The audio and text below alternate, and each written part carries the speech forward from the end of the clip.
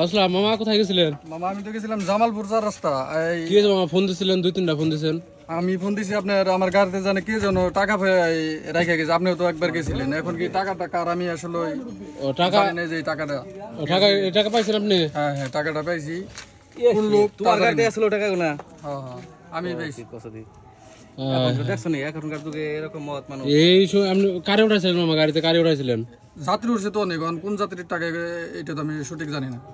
ওহ, 50,000 টাকা পাইছেন মামা আপনি, তাও গাড়িতে। টাকা সিটের তলে পড়ে আছিল। এই সুজন কি বলো?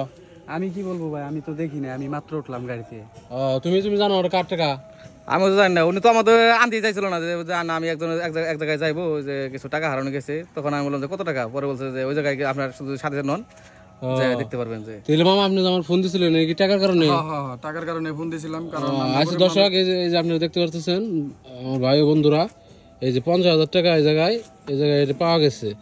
50,000 না কত দিব টাকা? কত দি তাও গুনেন নাই না মামা? এই যে মামা টাকা গুনেও নাই।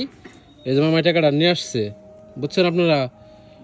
এই যুগে এই সময়ে এই যে টাকাটা যে পাওয়া গেছে বা মামা যে ফেরত দিছে, দর্শক যদি বলতেছে, এটা কিন্তু বহুত কিছু। দেখেন 50,000 টাকা উনি ফেরত দিতে আর কি ঘুরতেছে, লোক খুঁজতেছে। এই টাকাটা পাওয়ার পর আমার শরীরে এখনো কাঁপছে যে এত টাকা কে রেখে গেল গাড়িতে। আপনার শোল কাঁপতেছে না? এখনো টাকাটা আপনি ধরেন। টাকাটার মালিক তো এখন আপনি পাইছেন, টাকাটার মালিক হলো আপনি। না না না, টাকা আমার না। যেহেতু আপনি যেহেতু টাকাটা পাইছেন, হয়তো কেউ প্রমাণ দিতে পারতেছে না যে টাকাটা কার। জি জি। নাকি এই যে বাইক না আসলো, বাইক না টাকাটা পাওয়া গেছে, মাত্র উনি গাড়িতে টাকাটা পাওয়া গেছে। উনি 1 ঘন্টা যাবত উনি খুঁজতেছে যে কার টাকা, কারে গাড়িতে উঠাইলাম। তো এই লোককে খুঁজতেছে, কেউ না পায়া সে আমাকে ফোন দিছে। আমি ভিডিও করি, ইউটিউবে ভিডিও করি। তো ওই হিসাবে এখন এটা কার টাকা আমরা এটা আজকে যাচাই বাছাই করবো যে কে আসে টাকাটা নিতে। একমাত্র মামা টাকাটা আপনার কাছে থাকবো, এটা আপনার কাছে থাকবো, কারণ এর তো মালিক আমিও না, আমিও তো জানি না। আর সেই লোকটা যদি না পাওয়া যায় সে তো মামা এই টাকাটার এই টাকাটার মালিক হলো আপনি।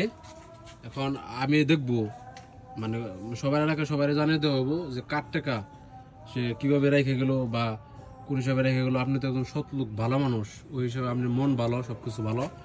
আপনি এই যে টাকাটা ফেরত দিতে আসছেন বা খুঁজতেছেন লোক, 1 ঘন্টা যাবত খুঁজতে। ওই যে আছে ভাই, আপনারা দেখেন এই যে লোকটা, সে একজন ভালো লোক। তার গাড়িতে একজন কে যেন বসছে। টাকাটা কিভাবে আসলো? সিটের তলে টাকাটা এইভাবে আসলো, এইভাবে কে যেন রেখে চলে গেছে। সে আমাকে খুঁজতেছে, ফোন দিয়েছে অনেকগুলা। সে বলতেছে যে মামার টাকা পাইছি, কার টাকা, কিভাবে কেমনি কি, সে আর কি ভয় পাইতেছে, বুঝছেন? এখন আমরা এটা লোক দেখবো যে টাকাটা আসলে কার, মূলত কার টাকা, এটা তো দেখার বিষয় আছে নাকি? আন্দাজে টাকাটা একজন রেখে গেল না কি করলো? আবার একটা কথা আছে ভাই, যদি কেউ উপযুক্ত প্রমাণ দিতে পারে তাহলে টাকা দিতে পারে, মানে হইব। সুজন অনেক ভালো কথা বলছে, যদি কেউ উপযুক্ত টাকা দিতে পারে, মানে হ্যাঁ এরা তার টাকা, তাহলে তারা দেওয়া হবে। উপযুক্ত প্রমাণ ছাড়া এই টাকা করে দেওয়া যাবে না, অথবা মসজিদ অথবা মাদ্রাসায় দিতে হইব। তাছাড়া ঠিক আছে? ঠিক আছে, ওকে। আপনারা মামা আপনি আরো বহুত লোক আছে, আপনি জিজ্ঞাসা করবেন, কিন্তু উপযুক্ত প্রমাণ ছাড়া আপনি কার কাছে টাকাটা দিবেন না। ঠিক আছে। এবং